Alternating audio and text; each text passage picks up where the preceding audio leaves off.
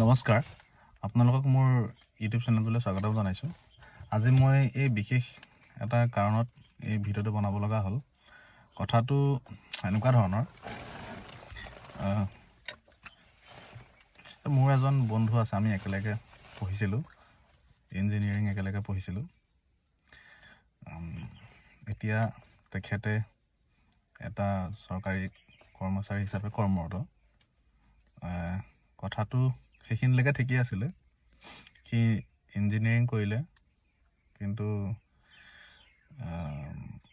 Engineering preparation কৰি থকাৰ সময়তে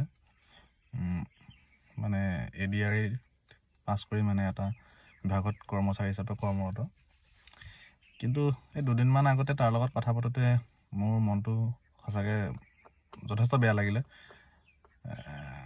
সেইকাৰণে ভাবিলোঁ এটা ভিডিঅ' বনাই আপোনালোকৰ আগতে কথাখিনি প্ৰকাশ কৰোঁ। কথাটো এনেকুৱা ধৰণৰ, এজন গ্ৰেড 4 কৰ্মচাৰীৰ পৰা গ্ৰেড 1 কৰ্মচাৰীলৈকে এজন IAS বিষয়া, এজন IPS বিষয়া, সকলোৰে নিজৰ নিজৰ স্থানত সকলোৰে এটা সন্মান আছে, আৰু সেই সন্মানটো আমি ইজন কৰ্মচাৰীয়ে সিজন কৰ্মচাৰীক দিয়াটো আমাৰ দায়িত্ব আৰু কৰ্তব্য বুলি আমি ভাবোঁ। আৰু সকলোৰে মানসিকতাটো তেনেকুৱা হ'ব লাগে। বিশেষকৈ আজি মই এই কথাটো ক'বলৈ গৈছোঁ, এনেকুৱা এটা ঘটনা হৈছে যে মোৰ লগৰজন সি ইঞ্জিনিয়াৰিং কৰিলে, কৰাৰ পাছত প্ৰিপেৰেশ্যন কৰি থকাৰ সময়তে সি এটা গ্ৰেড 4 পোষ্টত কৰ্মৰত, আৰু সেই পোষ্টটো পালে সি এখন স্কুলত। ক'বলৈ বেয়াই লাগে, সি যিটো কথা ক'লে অলপ মনটো সঁচাকৈ বেয়া লাগিছে। সি ইঞ্জিনিয়াৰিং কৰাৰ পাছতো সেই গ্ৰেড 4 চাকৰিটোত সোমাই সি নিষ্ঠাৰে সদায় কাম কৰিম বুলি জইন কৰিছে। জইন কৰাটো এটা ডাঙৰ কথা। আজিৰ তাৰিখত কোনোবাই ভাবিব পাৰে যে মই ইমান পঢ়ি আমুক কৰি মই এনেকুৱা এটা পোষ্টত জইন নকৰোঁ, কিন্তু তাৰ মানসিকতা তেনেকুৱা নাছিল। মোৰ কথা পাতি ভাল লাগিলে। কথাটো এইখিনিতে এতিয়া যে সি স্কুল এখনত যিহেতু জইন কৰিলে, আৰু মই ভাবোঁ সেই স্কুলখনৰ পৰাহে সি যথেষ্টখিনি সন্মান পাব লাগিছিল। মই সকলো স্কুল বা সকলো শিক্ষকৰ কথা মই ভিডিঅ'টোৰ জৰিয়তে ক'বলৈ যোৱা নাই, কিন্তু তাৰ মাজতে দুই এজন তেনেকুৱা আছে বুলি মই আজি অনুভৱ কৰিছোঁ। বেয়া লাগিছে। আৰু এটা কথা আপোনালোকক কৈ থওঁ, মোৰ নিজৰ দেউতাও শিক্ষক, মোৰ নিজৰ ভাইটিও শিক্ষক।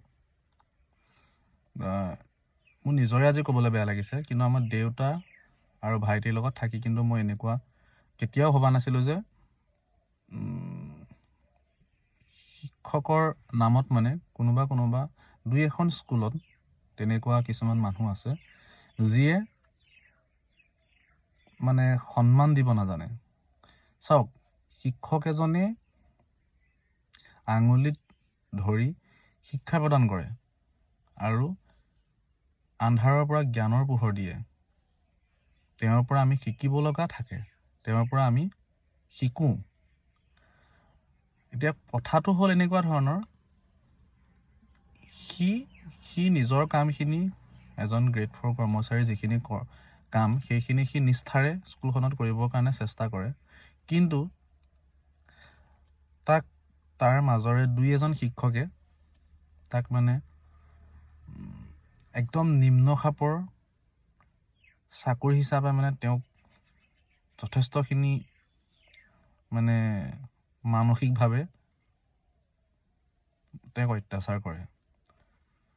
তেওঁক একেলগে বহিবলৈ, কেতিয়াবা একেলগে বহি চাহ একাপ খাবলৈ, সেইকণ সন্মানো তেওঁলোকৰ দিয়াৰ মানসিকতা নাই। আৰু তেওঁক কোনোবা এটা চুকত বহিবলৈ কয়, আৰু কেতিয়াবা যদি একেলগে বহে, কথা পাতে, তেওঁৰ ক্ষেত্ৰত যথেষ্টখিনি ইটিকিং বোধক কিছুমান কথা তেওঁৰ আগত প্ৰকাশ কৰে। আৰু এই তেওঁক মানে গ্ৰেড 4 হিচাপে তেওঁক ডমিনেট কৰা, তেওঁ শিক্ষকজনৰ মানে দলত থকা বা একেলগে কথা পতাৰ পৰা তেওঁক বিৰত ৰাখে।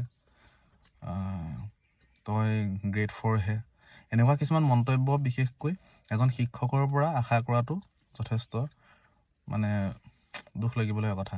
সি সিদিনাখনি কওঁতে মানে বেয়াও লাগিছে।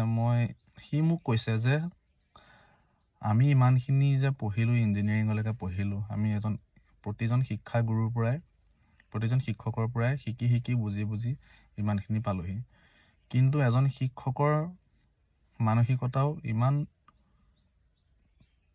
তলত হ'ব পাৰে বুলি কেতিয়াও কিন্তু মই আশা কৰা নাছিলোঁ। কিন্তু এই দুই এজনৰ কথাহে কৈছোঁ, সকলোৰে কথা মই ইয়াত ক'ব খোজা নাই। মই সকলোকে সন্মান কৰোঁ, শিক্ষাগুৰুসকলক। ইয়াৰ পৰা এই ভিডিঅ'টোৰ জৰিয়তে সকলোকে মই প্ৰণামো জনাইছোঁ। কিন্তু এই শিক্ষকৰ নামত যি দুই এজন শিক্ষকে এনেকুৱা ভণ্ডামি কৰে, তেওঁলোকক কৈছোঁ, আপুনি শিক্ষক কিদৰে হ'ল সেইটো কিন্তু এটা প্ৰশ্নবোধক ৰৈ গ'ল। আপুনি শিক্ষকৰ যোগ্যতাত নাই আৰু আপুনি কেৱল পইচাৰ কাৰণে সেই শিক্ষকৰ চাকৰিটোত জইন কৰিছে। আপোনাৰ পৰা শিকিবলগীয়া একো নাই, মই সেইজনক কৈছোঁ। গতিকে ৰাইজলৈ এইটো ভিডিঅ' মই আগবঢ়াইছোঁ। ৰাইজে হয়তো এইখিনি কথা যথেষ্ট মানুহৰ মন চুই যাব, মই গম পাওঁ। গতিকে এই বিষয়ে এই কথাখিনিৰ বিৰুদ্ধে সকলোৱে মাত মাতিব লাগে আৰু এনেকুৱা হ'ব নালাগে। সকলো বৃত্তিকে আমি সন্মান জনাব লাগে। গতিকে এইখিনিকে ক'লোঁ, এইখিনিকে কৈ মই ভিডিঅ'টো সমাপ্তি কৰিছোঁ আৰু আপোনালোকৰ মতামতখিনি আপোনালোকে কমেণ্টৰ জৰিয়তে জনাব বুলি আশা কৰিলোঁ। ধন্যবাদ।